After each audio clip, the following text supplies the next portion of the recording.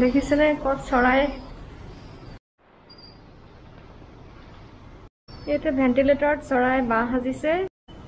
গছ গছনি যেহেতু নাই গটিকে চৰাই ইয়াতে বাহ সাজিছে এটো হৈছে মোৰ ৰুম 2 সিটাৰ ৰুম হয় বৰ্তমান মই অকলে আছো এই ফালে চাওক এই হেউজিয়া ৰঙৰখনো হৈছে নাইট কেন্টিন আৰু সেইখনো হৈছে জুচ কৰ্নাৰ হয় ইয়াতে চাহ পোৱা যায় তাৰ উপৰিও মেগী এইবিলাক দিয়ে নাৰিকল পানী এইবোৰ গোটেইবোৰ মোৰ হয় কাৰণ বৰ্তমান কোনোৱে নাই ৰুমটোত অকল মোৰ বাহিৰে আৰু এইজনী মই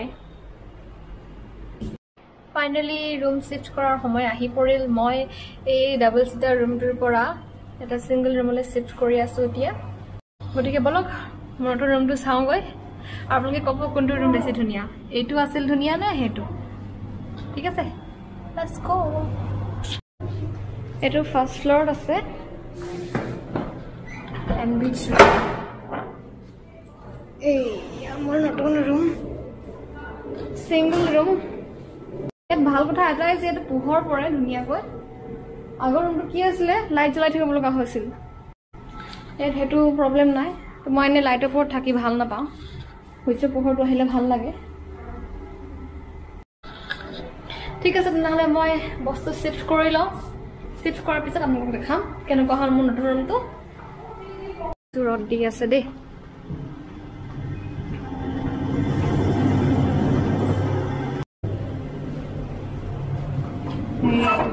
আগতো আছে এটো EB22 দেখি পালে না পাৰ্থক্যটো এটা অকমান আন্ধাৰ হয় ৰুমটো কিন্তু যথেষ্ট ডাঙৰ হ'বই দিয়কচোন 2 সিটাৰ ৰুম গাইজ ফাইনালি শিফ্ট কৰি হৈ গ'ল আৰু মই ৰুমটোত বস্তুবোৰ ভালকৈ ঠিক কৰি ললো এতিয়া আপোনালোকে চাওক মোৰ নতুন ৰুমটো দৰজাখন এনেকৈ সোমাই আহিব লাগিব অহাৰ পিছত ইয়াত মই বস্তুবোৰ ৰাখিছো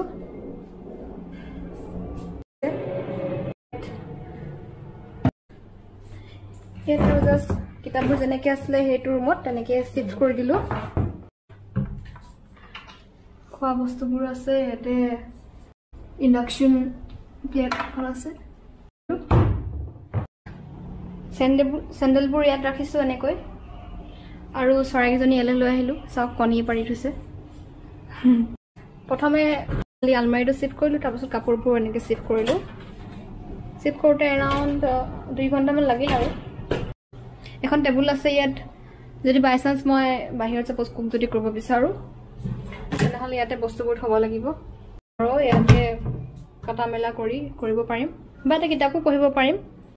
যিমান বেয়া হ'ব বুলি ভাবিছিলো ৰুমটো বেয়া নহয় ভালে হয় ঠিক আছে গাইজ মই গাপা ধুই লওঁ গাপা ধুই মেলি ওলাই যাওঁ লগৰজনক লগ কৰিব যাম মোৰ ফ্ৰেণ্ড মোহিত ৰৈ আছে Hi. Mohit Murarka from Assam Engineering College. মোৰ লগত একেলগে পঢ়িছিলে বিটেক ৰবা আকৌ ক'ত যাওঁ লাইব্ৰেৰী ফালে যাওঁ ওকে বাইক আনিছা তুমি পাছ পালা মানে ভিতৰত আহিবলৈ একো নুসুধিলে সেইফালে আহিলে নুসুধে এইফালে আহিলে সুধে মেইন গেটৰ ফালৰ পৰা আহিলে সুধে এইফালৰ পৰা একো কোৱা নাই এইফালৰ পৰা জাষ্ট আহিছো গেটত ৰখিছো এতিয়া এইফালে একো নহয় এইটো দিছে মই আই কাৰ্ড সেইবিলাক লৈ আহিছিলো তোমাক ইভেন হেন্দে কি কৰিলে এনেকুৱা ডেলিভাৰী বয় টাইপে ভাবিব এইফালে পৰা আহিলে মানে মেইন গেটৰ ফালৰ পৰা আহিলে মানে হেৰি সুধে আকৌ সব মানে একচুৱেলি মানে ডেলিভাৰী হলে তো মানে বেগ চেক এনেকৈ থাকে ন কিবা এটা বাট সেইটো কাকো উঠা নাছিলে মোৰ আগফালেও এজন বাইক আছিলে জাষ্ট আহিব কৈছে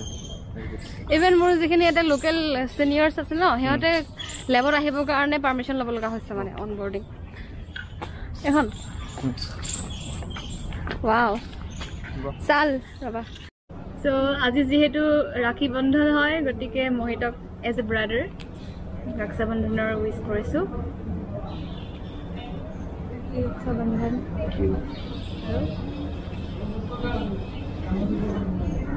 এবাৰতে বান্ধিম নে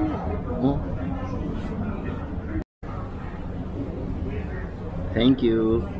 Welcome. এখন আমাৰ থালি আমি যোনটো ইয়াতে এৰেঞ্জ কৰি লৈছো আৰু আকৌ লগ পাম বাই বাই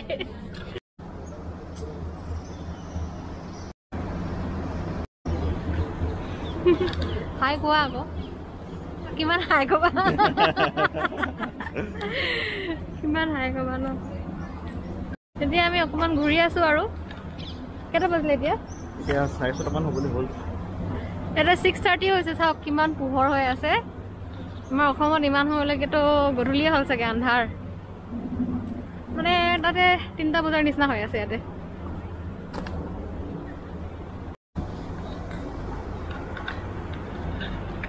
ঠিক আছে ফ্ৰেণ্ডছ আজিলৈ ৰাখিছো পিছত টুৰ কৰা এটা সাইজ চালে কিমান আছে মানুহ আছে হয় নেকি মানুহ তাৰমানে এতিয়া আহি আছে আৰু লাহে লাহে অনবোৰ্ডিং জুলাই মাহৰ 31 তাৰিখৰ দিনাখন অনবোৰ্ডিং ৰিকুৱেষ্ট লাষ্ট ডেট আছিল বৰ্তমান মানে কোনো আহিবৰ কাৰণে ৰিকুৱেষ্ট কৰিব নোৱাৰে তো 30 জুলাইৰ ভিতৰত যোনে যোনে এপ্লাই কৰিছিল সিহঁতৰ যদি এপ্ৰুভ হৈছে তেতিয়াহ'লে সিহঁতে আহিব পাৰিব আকৌ এতিয়া খুলিলে নাই মই নাজানো আৰু মই যেতিয়া এপ্লাই কৰিছিলোঁ তেতিয়া সিহঁতে কোভিড ভেকচিনৰ চাৰ্টিফিকেটটো খুজিছিল তেতিয়াহে এপ্ৰুভ কৰিব মানে মই বাৰু 2টা ড'জে লৈ আহিলোঁ এতিয়া আমি পালোহি উইণ্ড টি সেইটো হৈছে উইণ্ড টানেল এইটোত মানে বহুত ধুনীয়া বতাহ মাৰি থাকে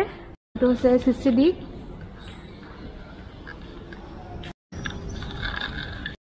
এইজোপা আহঁত গছ পাতটো চাওকচোন আৰু কোৱা মহিত কেনেকুৱা চলি আছে পঢ়া শুনা বাহিৰে চব চলি আছে এতিয়া নহয় কিন্তু এনেকুৱা কথা নোহোৱাই নহয় মই নতুন হৈছো ন তুমি পুৰণা তুমি বেছি এডভান্টেজ হৈছে আৰু এনভাইৰনমেন্ট লৈ কিনে এইটো চাওক IIT দিল্লী 60 বছৰ কমপ্লিট হ'ল এইটো ৰাতি লাইট জ্বলিব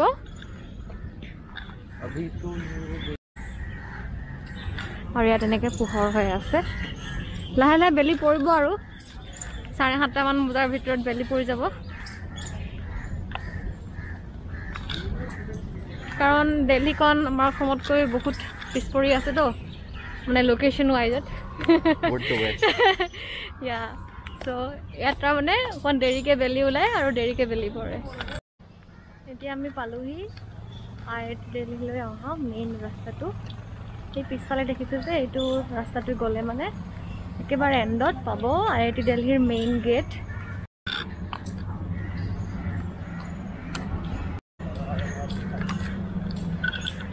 আৰু মহিত তোমাৰ ৰিচাৰ্চ টপিকটো কিহৰ ওপৰত